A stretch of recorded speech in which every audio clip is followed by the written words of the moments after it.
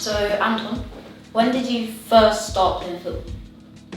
I first started playing football when I was 4 with Rio in our flat in Peckham, and I was just basically there to be a goalkeeper really. He used to put me in the goal in the front room. We used to use our couch as the goal, and he used to put me in and just slap balls at me. It's a little bit like Yeah. my little brother Zach in goal. Elias is the defender trying to tackle and then just slap the ball in the back of the net. So that's where I started, and as I got older, I started to venture out onto the estate. Ended up playing for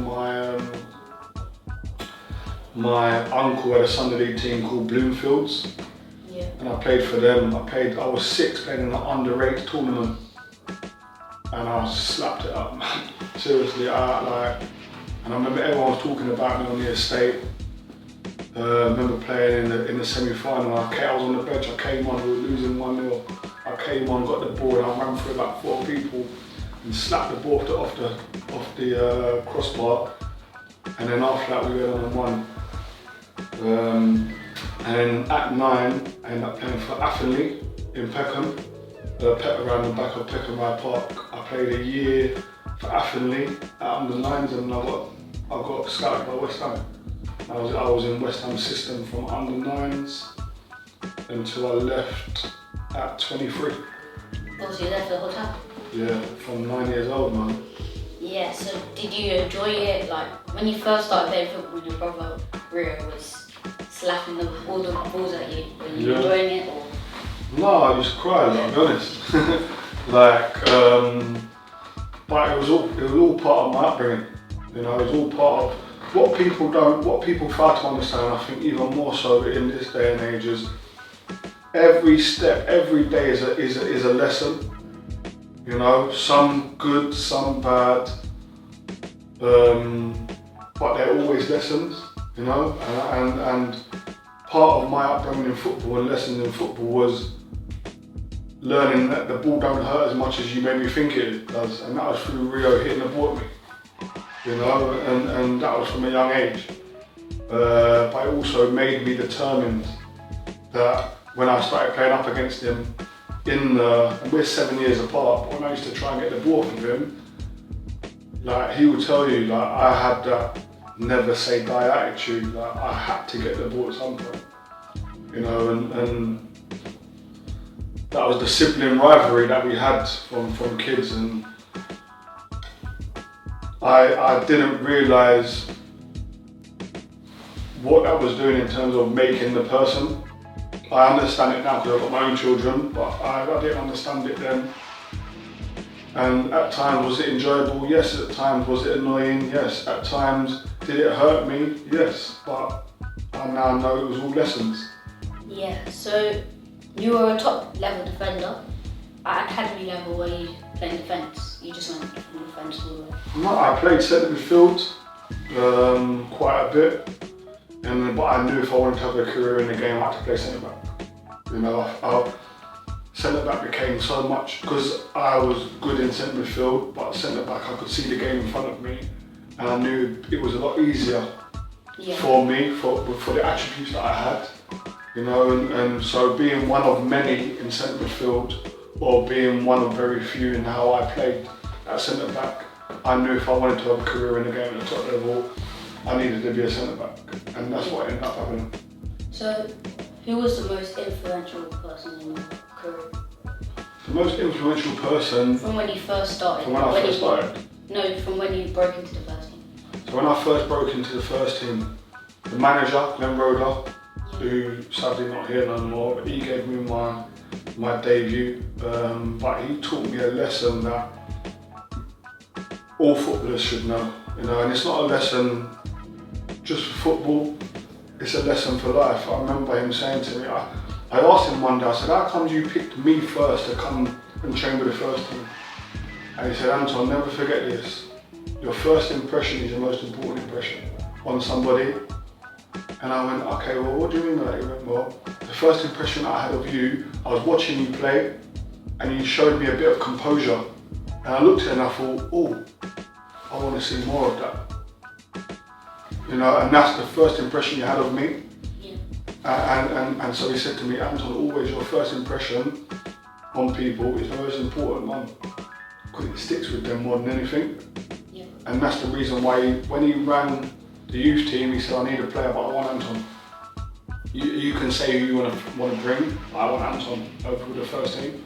So I got sent over with the first team, and it was because of that. And he also said, I'll give you this because you play football. He always used to say to me, always said to me, Anton, 9 times out of 10, the first pass that you see is normally the right one, so play it. Yeah. You know, even if it's 5 yards away, play it. Because you know, as a footballer, when the ball moves, the picture moves, and the picture changes. So people might think, why are you playing that? But you might be playing that one for the most important one, which is the killer pass. So if you play that 5-yard ball there, which is easy, you might play that 5 yard for him to play the next one, because now the pitch has moved, or for him to set it back for you to play it, because now your pitch has changed. Do you know what I mean? The passing channel might not be open until you play that one. Yeah. Do you know what I mean? And that stuck with me throughout my whole career. So who's been the toughest opponent you faced on the field? Ooh, the toughest opponent. You've got like the people will assume I'm going to say Cristiano Ronaldo.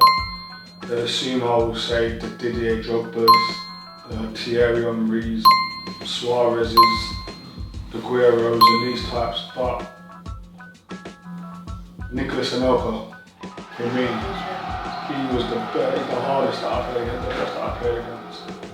And the reason being was he could do everything. He was good in the air, you know, he was good with the ball at his feet, he could come short, turn, he could find a pass. But his quickness in behind, he had me thinking all the time. Yeah. You know, and I played against Thierry Henry when Thierry Henry was at his peak at Arsenal, like the last year of Highbury. You would have been born, but the last year of Highbury where he was at his peak. And I played against him there, and I played really, really well against him. And all I'd done in the first 15 minutes was I hit him with a tackle, and I said, Thierry, seriously, I love you, I really do, man, I think you're the best. But you see today, I've got no respect for you, man. You know, and he didn't really come near me too much after that. Whereas I've done that to Nelka, he rolled his sleeves up, he went, come on then, and he scored a hat-trick. You know, so that tells you the difference for me, and I found it the hardest to play against. Okay. So, what advice would you give to young players who want to become professional? The biggest advice that I would give to any young footballer is you have to enjoy football, have to enjoy it. Yeah. But my question is, how do you keep enjoying football? And the answer to that is, how hard do you work and how much do you improve? Yeah. Because if you're improving all the time, so if hard work comes first, you can't improve without hard work, impossible. Yeah. So if you're working hard, you're naturally going to improve. Yeah. So when you start to improve, your level goes up, which keeps the enjoyment. Yeah. Do you play computer? Well, yeah. So when you're playing computer, when you're playing at a level, say you're playing beginner level, the minute you conquer the beginner level, the game becomes boring, isn't it? And then you have to go to intermediate level for it to become a challenge again, and for you to start enjoying it again, because it's now a bit more of a challenge. Because once you complete the game, it's like, oh, exactly. Exactly. So you have to raise the level all the time to continue the enjoyment. Yeah. It's the same with your ability. If you don't continue to work on your ability, football's going to become boring very, very quickly. But there's also another added moment, there's an added part to it, where I say to my son now, he will go outside, he's left-footed, yeah? He'll go outside and shoot 100 balls with his left foot and be successful all the time, because he's left-footed. And he'll come in and go, Dad, look at me, I'm sweating, man, I'm working so hard. I'm going, no, you ain't worked hard. You know, what do you mean? I've just shot 100 balls. Well, that's not hard work. You know, but what do you mean? I said, okay, go and do 100 on your right foot, which is your weaker foot. If you get to 100 balls, and it's a big if you get to 100 balls, I will say you've worked hard then. He's like, yeah, but I don't understand. Okay, this is why I'm telling you, go on your right foot now.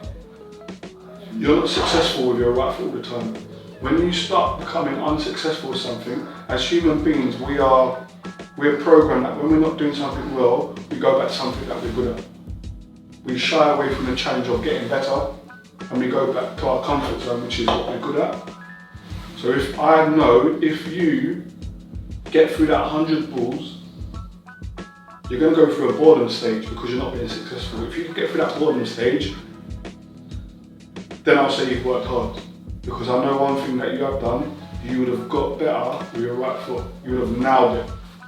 And when you get better that way, that's something that stays with you forever.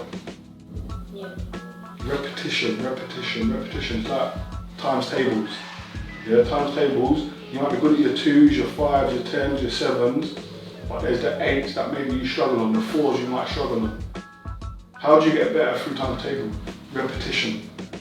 You have to work hard. You have to work hard, and that's what hard work. Repetition is hard work. Yeah. But once you keep repeating it, you're gonna get bored. It's gonna upset you because you're gonna get bored. You're gonna want to go back to your 7s because you know you're good at it.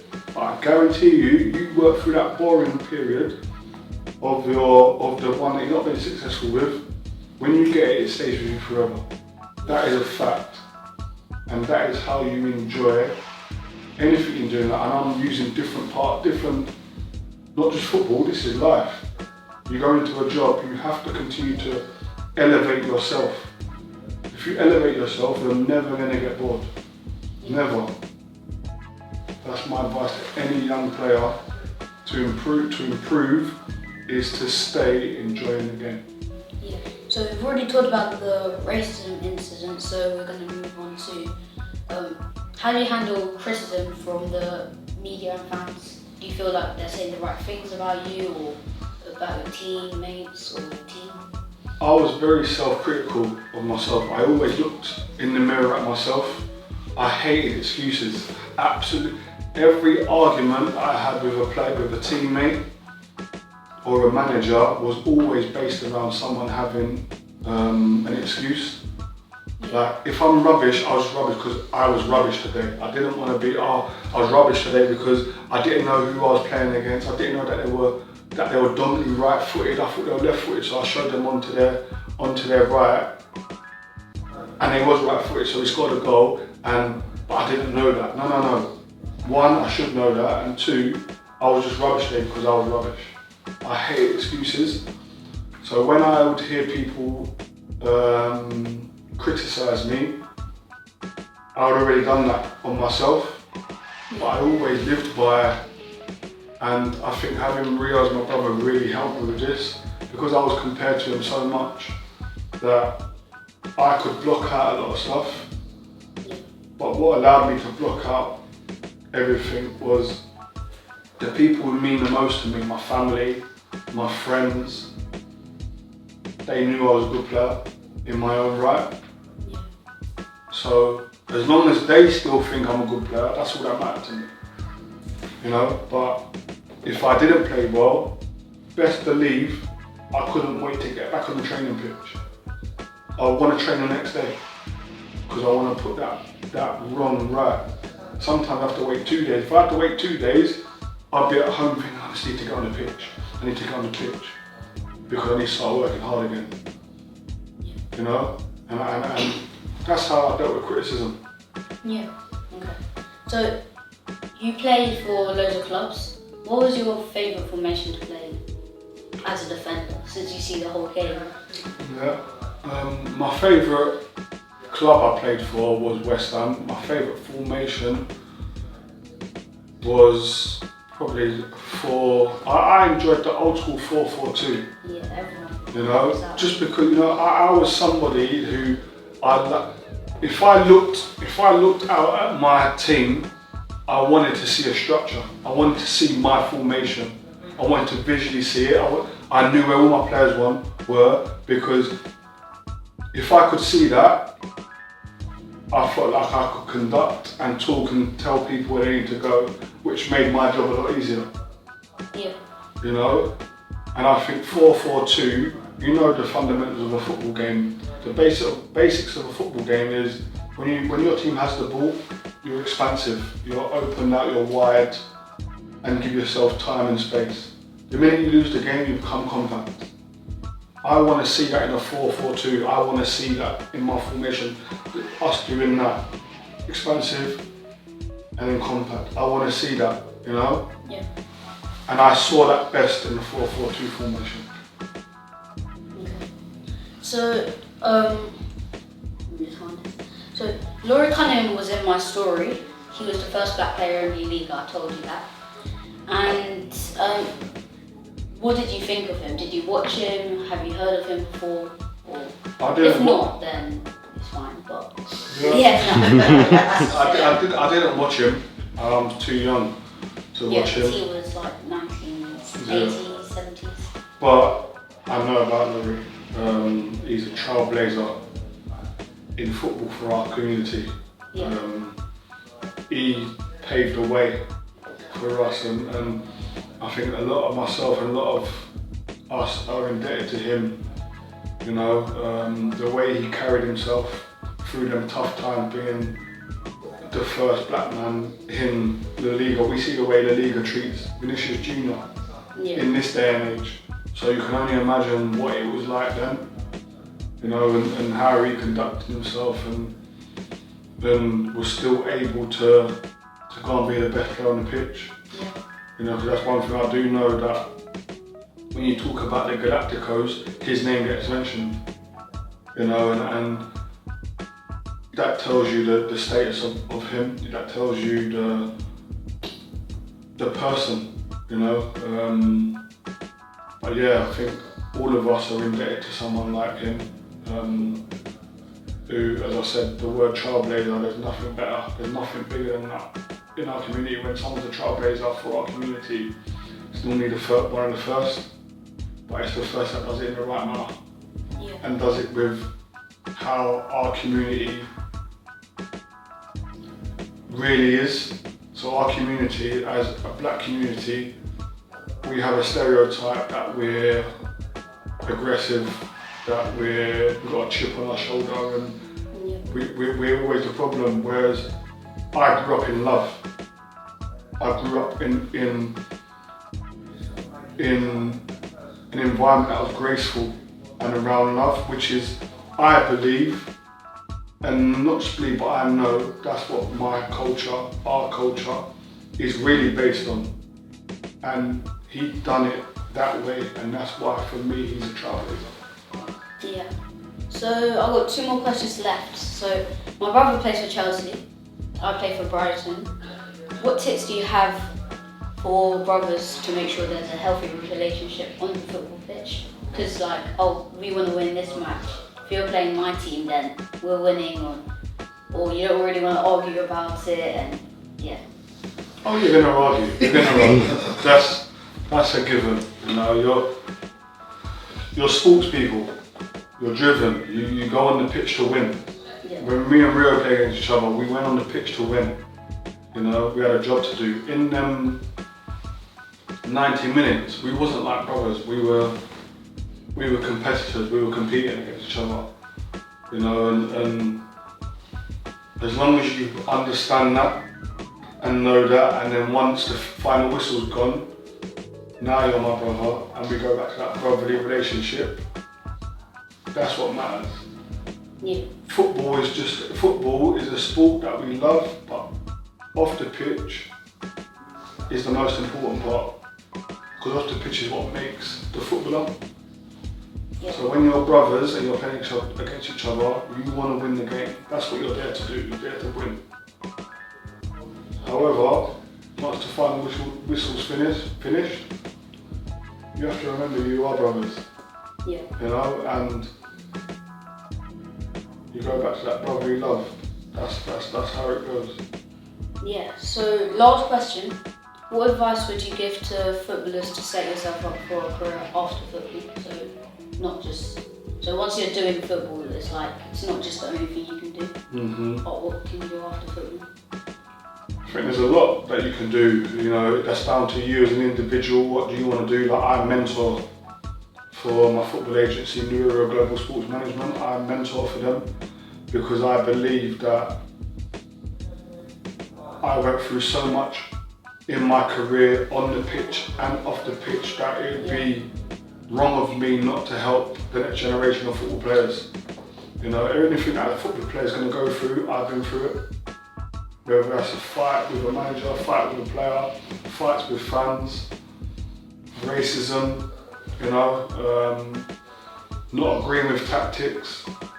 I've been through all of these things, and a player is going to go through probably all of them, which is sad to say, but it's the reality. And I've never done my mentoring diploma or nothing like that. I believe that in a mentoring space, it has to come from a place of know-how, a feeling, been through that emotion to be able to deliver something properly, especially to a sports star, especially to a footballer, because football and all sports, I would say, is driven on emotion, driven on high level emotion.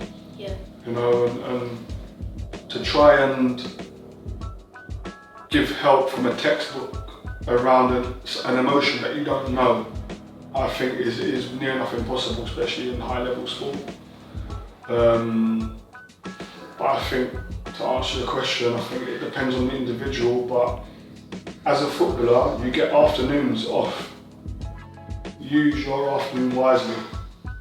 I sit here wishing that I took courses on stuff, on financial literacy, and I think that's a big thing. Is if you're lucky enough to become a footballer, and you're lucky enough to play at the top where you earn astronomical amounts of money, you have to know what you've got to do with it. You've got to know what you need to do with your money. So financial literacy, I think is important, but when you have afternoons off, there's times you want to go shopping, you want to go and enjoy yourself with your friends, but make sure there's something in place where you use maybe 2 or 3 of them afternoons a week where you can delve into books, read, upskill your knowledge, and always sharpen your brain. And to do that, you've got to be in the books, and have a goal. When I retire, I want to do this. How do I get to it? I need to achieve this. I need to have this course, that diploma.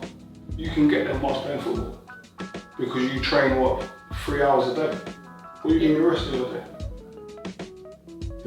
So there's that saying, if you fail to prepare to fail. It's the same with retirement. When you retire, if you ain't prepared, you are going to fail.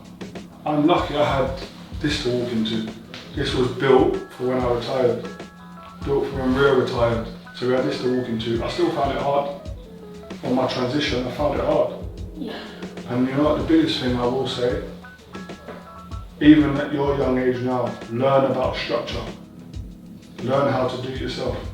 Don't rely on your parents for structure. They're going to help you, but try and on the weekend, when you ain't got football, try and write down the structure of your day. What do you want your day to look like?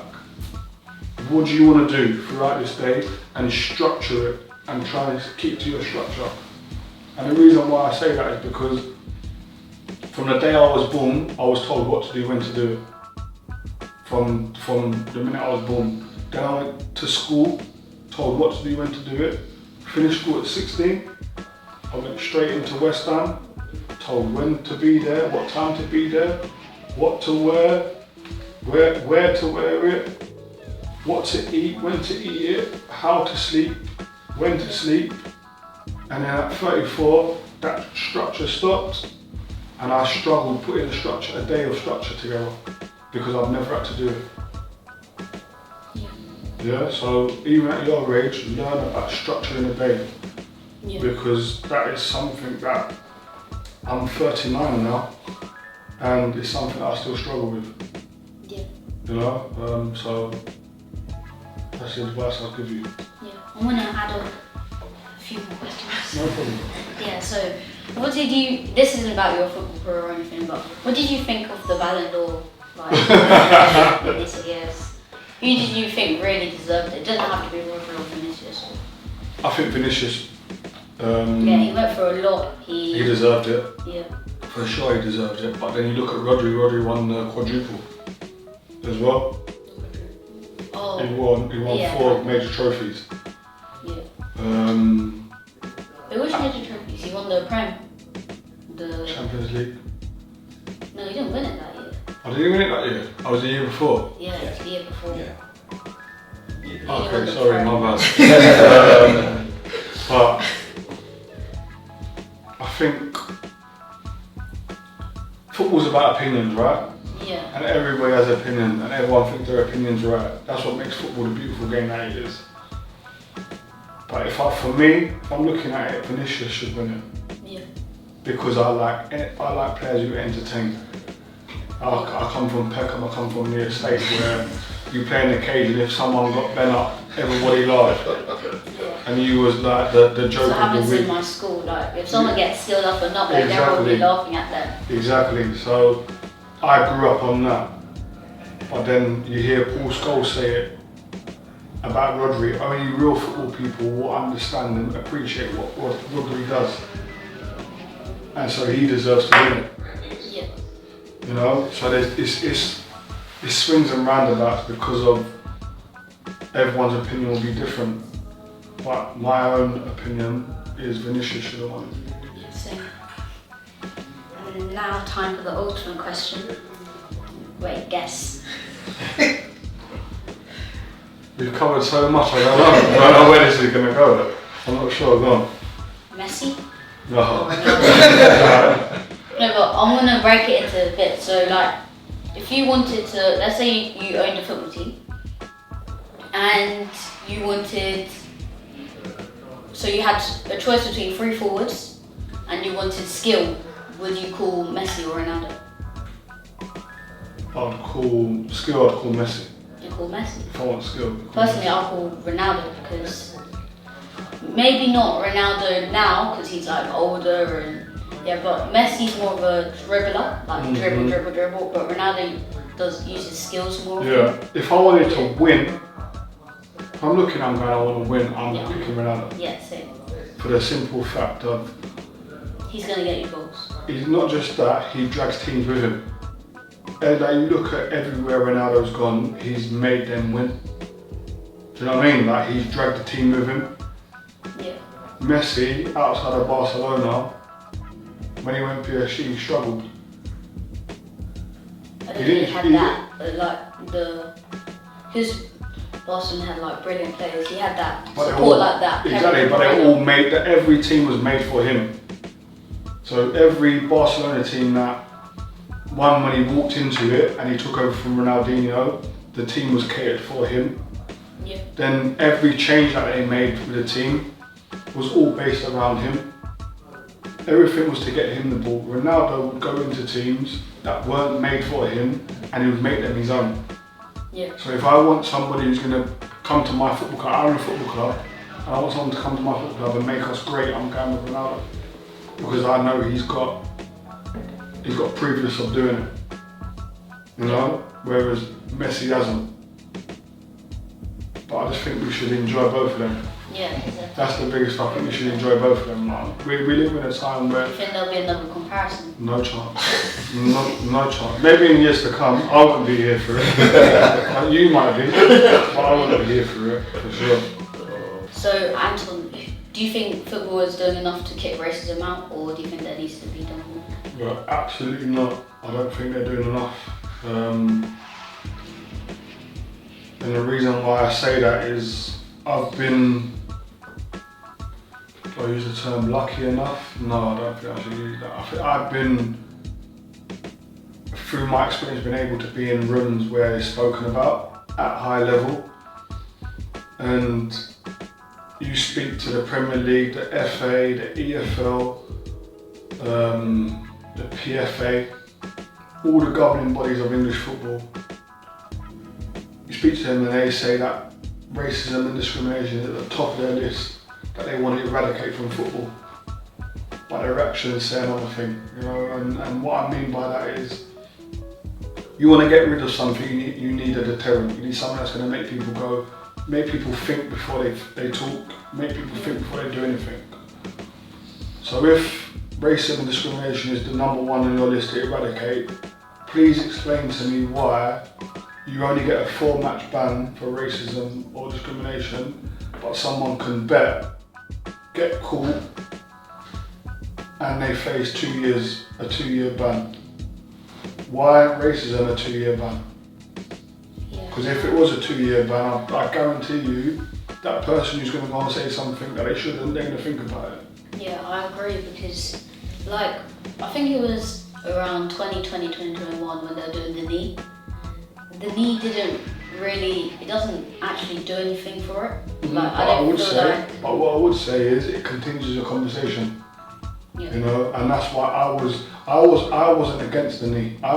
They should be doing the knee now, in my opinion. It should be forever be involved. I didn't really know what it was like about. I knew it was about racism, but I didn't know like why they did the knee and why did they do anything else. And that's part of the problem.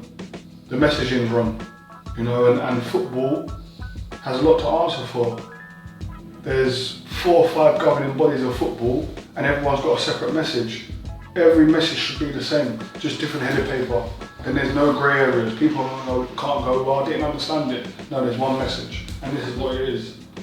You know, but why I say about the knee being important is, for young people like yourself, you see, who's your idol in the Premier League? Oh, Premier League. I haven't really thought of that question, but I would probably say at the moment it's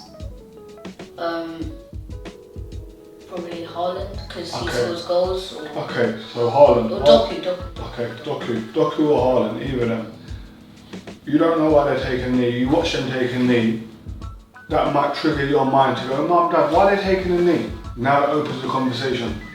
Yeah. Whereas if you don't see no one taking it, or someone doing something to combat racism, you're never going to ask the question. And although you're of black origin and you've been on the receiving end of racism, as important is a young white person asking why they're taking a knee. Because we all need to be educated. Yeah. And why I say that is because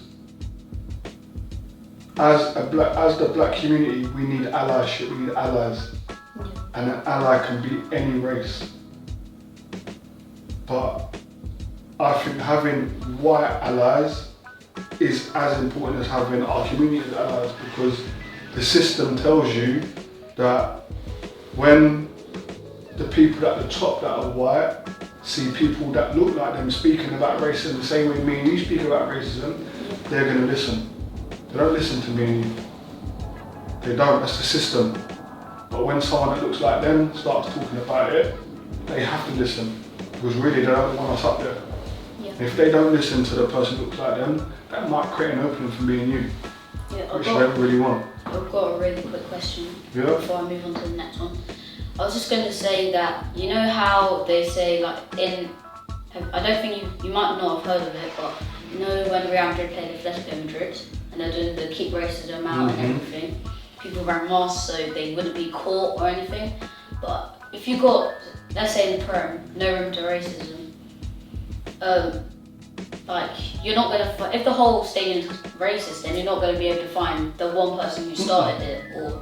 So I feel like Stop the game. Premier League have delegates in every game. Why don't they start taking ownership of the change? Why is it always the players have to do it? Why the players have to walk off? Exactly. Why the players have to say, actually, no, I'm walking off? Why don't the powers that be? Why don't they take ownership and go, do you know what? We're going to take the players off the game. In Italy, that's what they're doing now, because of what happened to Osimhen. Like, they said if racism from their fans, you get, I think it's like your team gets disqualified for, like, you get a ban. I think it's like a 15-point ban, something like that. That's a proper deterrent. That's a proper deterrent, I think. But I think the powers of football need to start taking ownership, because if a player walks off the pitch, we all know what's going to happen. That player's going to get abused. We know it. Yeah. But if the Premier League go, we're going to take the players off the pitch. Will the Premier League get abused? 100%, but it's not a person, it's not one person, not personal. It's not a personal person. It's the frameworks of a company. You can't emotionally abuse that. Yeah. But if it's a person that has feelings, it's an emotional attachment. Yeah. So I think that the football authorities need to start taking more ownership and dealing with it. Yeah, and this is definitely the last question. Who do you think is the best rising baller in first team right now? And just first team right now. That's a hard one, you know. Cool. I'm mad at United. I think you've got so much to bring. Because he's been on loan and he's been doing really and I think they need to start using him. Cole Palmer, Cole Palmer is unbelievable. What do you think on Lamine Yamal? Do you think he's definitely... In world football, 100%. Yamal, he's one with your country. You can't get any bigger than that. Yeah. In world football, he's the biggest rising baller, full stop. Yeah. Anyway, thank you, Anton. No problem.